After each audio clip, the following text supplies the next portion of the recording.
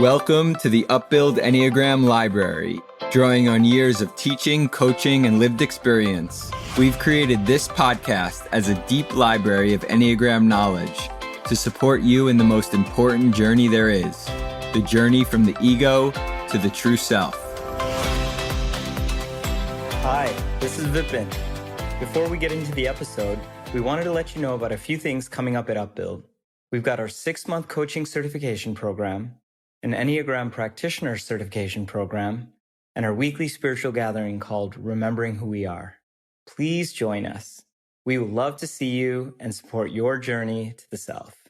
For more details, visit our website at upbuild.com. And now, on to the episode. Hello, everyone. This is Michael Sloyer, and I am here with my partners, Hari Prasad and Rasanath. And today we're going to be talking about the centers of intelligence. Hari, could you get us started? What are the centers of intelligence? They are the faculties that we possess as human beings that help us to navigate life. There are 3 of these faculties or centers: the body, the heart, and the head. And those are available to all of us in full. Yet we lean particularly on one center according to our personality, our unique wiring, and especially our Enneagram type, and then also something about our wing or our secondary type. And what's so important about understanding these centers? Our Enneagram teacher, Russ Hudson, said something very striking when we were talking about the centers. He said, "Why do you want to be 1/3 of a human being?" When we overutilize one of the 3 and underutilize the others, we are effectively not seeing and navigating the world effectively. And there is a significant price that comes with it. And we experience this in, all walks of life. When we get into the centers, we can talk more about how the overpresence or the absence of any one of the centers distorts our navigation system. When you think about a navigation system, you want all your measuring instruments to be working. When a pilot sits in the cockpit, they actually go through all their navigation systems to make sure that they're all working the way they need to work, because there is a very big risk when even one of them is not working the way it needs to work. And it is exactly that way with the human faculties. And Rasanath, when you say overpresence, you don't mean presence in the sense of being grounded, aware, in touch. We will use that word presence a lot. And here, it's not meaning that. In fact, what Rasanath is talking about is not even just like too much. You can't have too much heart. You can't. It's not possible. It just means that one center is dominating and throwing the others out of whack. Thank you. Thank you for clarifying. This idea of having only 1/3 of our faculties is a very powerful thought to have. Well, also, as we step into the centers and over time talk about how the types in the centers are related, we will also discover how we undervalue some of these centers. We actually undervalue them. There is a fundamental belief that this is not required for me to navigate the world. And that is a bigger challenge, because when we do wake up, there is a very different way in which we relate to the centers. But the fundamental undervaluing of the gifts that we have with these centers is where the problems originate, which is why it's so important to understand what these 3 centers are. What value do they bring to the complete human experience and navigation of this world? So as we think about the head, the heart, and the body center, we want our listeners to already be starting to think, which of those 3 centers am I undervaluing? And that could mean that you're overdoing it, and therefore you have a tenuous relationship with it because you are sick of it. It's like I said, you can't have too much heart, but you can have emotion that overwhelms you. And that makes you feel really crappy because you can't control the emotion, right? That's not too much heart. It's not even too much emotion exactly. It's not being grounded in your heart and in your emotions that come from the center, the heart. So it can be either way, that I'm just avoiding, I'm not really using, or it could be that I'm feeling used by, and therefore I'm not able to appreciate what it's actually offering me and bring presence to that. So let's get into the centers a little bit more specifically now. Let's start with the body center. What is that one all about? The body center is also known as the gut center. It is the place where willing happens, and it's also the seat of intuition. It's the force that drives our action. And it's something which we absolutely require in order to feel like we are a part of the world, like we're here, and that we exist, we matter. We need these bodies as our vehicle. And we also like to sense and intuit, how should I move? What should I do? The body center is also the most foundational in terms of our existence. And when we are out of touch with our body, we are also tampering with the foundations of our existence. It's making sense here that it's the gut center and it's also the seat of intuition, because you hear people say, oh, yeah, I feel it in my gut. And what they're saying there is I have some intuition that's coming to me through this center. Yes. And when we are living in an age where the measure of, well, if someone trusts you or whether you trust yourself is all moving towards, well, where is the data? Right? Everybody's talking about data backed. There is a fundamental dismissal of the gut, which actually provides a lot of direction. Intuition is a very big part of how we navigate the world. And the irony is that everybody is searching after people who have good instincts. Then you have to make decisions in very high intensity environments where there is no data available, where there is no precedence available. How do you make decisions?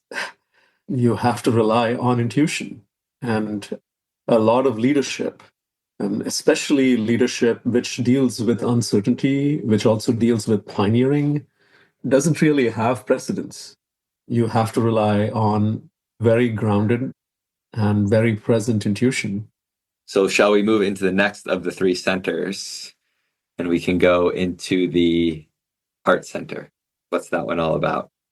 The heart is the place that produces our emotions. We feel, and it's actually trying to get us in touch with a sense of who we are, because the heart is the deepest part of us, and it is the seat of the true self.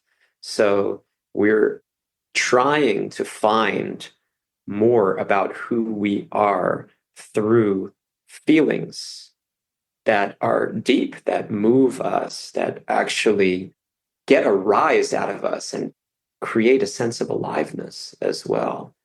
Oh, who's that person who's feeling these things? That's what the heart is interested in. The heart is also, again, in terms of leadership, this is a topic that in the past maybe 20 years has gained a lot more recognition. The term emotional intelligence. What is emotional intelligence? The emotional intelligence is the intelligence of the heart. It's the capacity to sense subtlety. It's the capacity to be in tune with what are my own emotions, what are the emotions in the room, how do I respond based on what I'm experiencing and what others are experiencing. When we bring it in the context of navigating life, so much of life is about relationships. And how do you navigate relationships effectively without having the heart intelligence, without emotional intelligence? Attunement is definitely a big word for the types of the heart center. Yes. And also, as Hari Prasad mentioned, The heart deals with questions of identity. Who am I really? It is the seat of understanding my connection, my sense of belonging, my purpose, a sense of meaning, and my worth, value. So these are all very big questions that all of us universally grapple with. And the heart is the primary faculty that is engaging with those questions. So it was interesting when we talked about the body center, we talked about it as the most foundational in terms of existence. The heart center is also critical in terms of existence. It's just one layer up from the body center. It's a more subtle realm. So you can't have a heart without a body, which is why Rasanath says the body is more foundational. But at the end of the day, why do we even want a body? If we don't have a heart, we don't have a self. We don't have anything. It's an inhuman, machine-like way of going through life. There's nothing to it. It's not desirable to have a body. So the heart is actually the most important. I said it's the deepest part of us. It's also the most important part of us. It is, I can't emphasize this enough, it is the seat of our true identity. And it's also the place where we cover our identity by trying to be something we're not, letting our ego govern and create all kinds of projections of who I think I should be, rather than the deep discovery work, the excavation work of finding out who am I actually, which is even a spiritual process. I feel myself very moved by what you just shared, thinking about the importance of the heart center. Shall we go to the third? The head center. What is that one all about?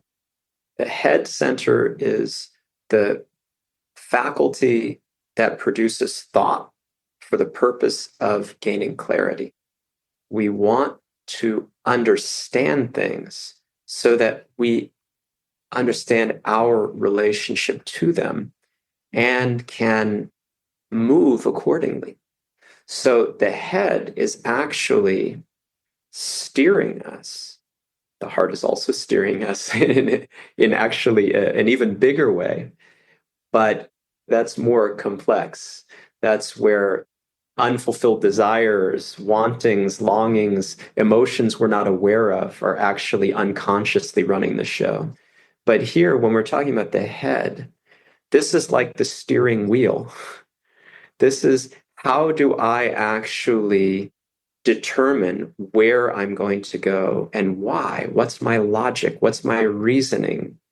And I'm trying to process the other information from the other centers through the mind, through the head. And so the mind or the head is critical in that regard. Without clarity, we'll just be spinning our wheels. Our emotions won't be able to direct us, and our gut won't be able to direct us because something is missing. It's that sense of knowing, that sense of clarity, understanding. Aha, it makes sense. Here's what I'm doing. Here's how I think about this. Here's how I am going to be in the world. My wife and I were driving last week, and it was raining, and the windshield was operating. And every time the wiper cleaned the windshield, the wiper was operating on the windshield. And when the wiper cleaned the windshield, you could see the road ahead. And the experience of that every time, and I was just noticing how there was a subtle change in my own confidence as I was sitting in the seat. When I could see the road ahead, it was different in terms of how I approached the world. When I couldn't see the road ahead, it was different. So the head center provides us the capacity to see the road ahead with that clarity of vision. And then it brings a very different energy to how we navigate the world. And for anyone who's not visually looking at us right now, because you might be listening on audio, Rasanath was doing some pretty phenomenal windshield wiper actions with his hands. So when you were talking, you mentioned the word clarity. The word confidence was also coming to my mind as you were describing what it is. As a result of that clarity, I can interact with the world with a sense of confidence. Yes, and I think in the time that we live in, confidence is a very misunderstood term because we think about confidence as some sort of projection of energy. And real confidence is there is a quality about a very silent walk, one step in front of the other. I don't have nothing to prove, I have nothing to defend. And I know where I need to go. I don't have to declare that. And then there is inner clarity in terms of where I need to go. And that's the quality of confidence that we're talking about here. When the head center is very available and it's functioning the way it needs to function. The head also allows us to process information not only about the practical arrangements of the world, but about where we need to go in a deeper sense. The head is our ability to gain knowledge about the self and knowledge about the ego, and to differentiate between the two, to steer away from who we think we should be and remove the layers that are covering us, and to go into more who we are. Now, each of these centers is pivotal to be utilized in that mission, but it really can't be done without the head, because what will it be based on? The whole thing rests on knowledge of those who've done it before and what is the pathway that needs to be laid out. And as Rasanath mentioned, one step at a time, figuring out what that step is and walking it. So again, coming back to this word foundational, the body center is foundational in terms of our existence as a physical being in this world. Then we also talked about how the heart center is foundational to the deepest question in life of our identity, of who am I? And then the head center is actually really foundational because we can't truly process the other two centers without the head center. So now we go back to what you shared earlier of going through life with just 1/3 of our faculties. Each of these are foundational in their own ways. How could we not want to maximize our adeptness with each of these centers? That's it.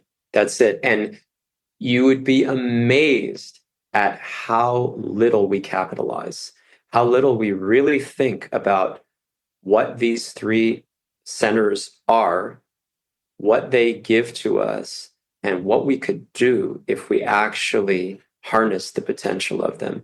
It is astonishing how little we understand and act on that understanding. The way our current society functions is there is a certain degree of speed that is required in terms of our decision making, in terms of how we interact. When we bring all the three centers, the centers are not necessarily, they have orthogonal energy. They each bring in their own flavor, and they're not similar. They're actually dissimilar in terms of how they work. But that dissimilarity is important because that is what really brings balance and effectiveness to how we live our life. And our needs for speed many times essentially makes us ignore one of these because we think we'll be much better that way. And in fact, the result is exactly the opposite. We ignore 1, 2, or even 3 centers because we're not grounded in the center that we lean on most, right? So there's a lack of awareness in all 3 in most cases. And being able to step into understanding each one of them and bringing them into awareness, conscious awareness, where we really embody their gifts. It's so powerful. Again, why would we not take advantage? So this is a really, really vital way of looking at ourselves and our lives and determining, okay, who's the kind of person that I want to be and what am I going to do about that? Well, this feels like a great place to close this episode, and we're going to have a lot more on the centers that will show up in the feed. So thank you guys both so much for the time today and for really getting to the heart of these 3 different centers. Thank you. Thank you so much. Thanks for listening to the Upbuild Enneagram Library.